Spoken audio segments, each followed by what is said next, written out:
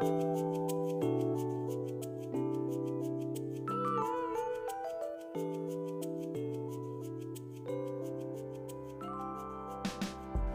Everyone, ఈరోజు మనం కపాలభాతి చేయబోతున్నాం. ముందుగా ఏదైనా ఒక మెడిటేట్ పోజ్లో కూర్చోండి అండ్ చిన్ ముద్ర. మీ స్టమక్ని లోపలికి పుష్ చేస్తూ 2 నాస్ట్రిల్ నుంచి ఎక్సేల్ చేయాలి.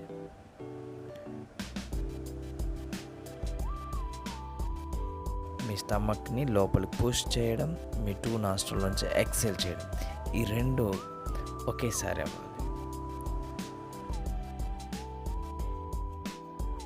సౌండ్ కూడా ఈ విధంగా రావాలి.